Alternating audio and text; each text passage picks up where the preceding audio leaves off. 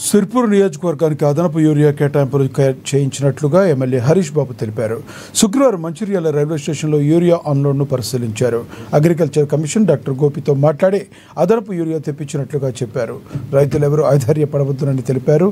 మంచిర్యాలకు వచ్చిన రైలు ద్వారా 300 మెట్రిక్ టన్నులు, శనివారం ఆదిలాబాద్కు వచ్చే రైలు ద్వారా 700 మెట్రిక్ టన్నులు సిర్పూర్ నియోజకవర్గానికి కేటాయిస్తున్నట్లుగా వివరించారు. రేపటి నుండి వివిధ ప్రాథమిక వ్యవసాయ పరపతి సంఘాల ద్వారా వ్యవసాయ అధికారుల పర్యవేక్షణలో రైతులకు యూరియా సరఫరా చేస్తారని తెలిపారు. టోకెన్లు పొందిన రైతులకు మొదట యూరియా పంపిణీ జరుగుతుందని తెలిపారు. గుళికల యూరియాతో పాటు నానో యూరియా కూడా రైతులు ఉపయోగించాలని హితవు పలికారు.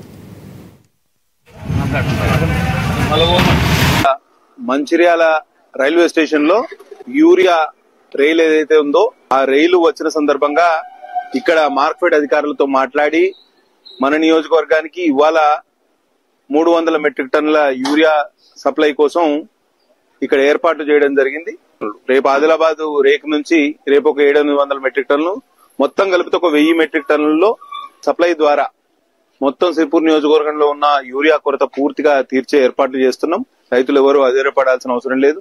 ఎందుకంటే ఇవాళ యూరియా కోసం చాలా మంది బారులు తీరిన పరిస్థితి, కొంత బ్లాక్ మార్కెటింగ్ వలన కూడా కొంత ఇబ్బంది జరిగింది. నేను ఇప్పుడే కలెక్టర్ గారితో, డిస్ట్రిక్ట్ అగ్రికల్చర్ ఆఫీసర్ తోటి కూడా మాట్లాడడం జరిగింది.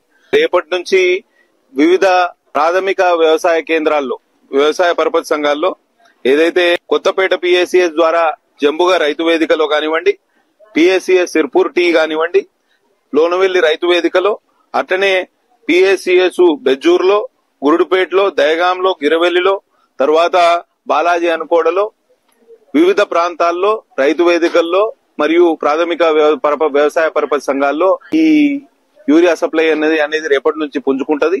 ఒకవేళ ఆదివారం సెలవు అయితే సోమవారం నుంచి మిగతా ఆదిలాబాద్ నుంచి వచ్చే యూరియా ద్వారా రాత్రి రేపొద్దటికల్లా వివిధ ప్రాంతాల్లో సప్లై చేయబడుతుంది. కాబట్టి రైతులు ఈ రాబోయే 3-4 రోజుల్లో యూరియా టోకెన్లు ఎవరికైతే ఇచ్చి ఉన్నామో అవన్నీ మొత్తం క్లియర్ చేస్తాము.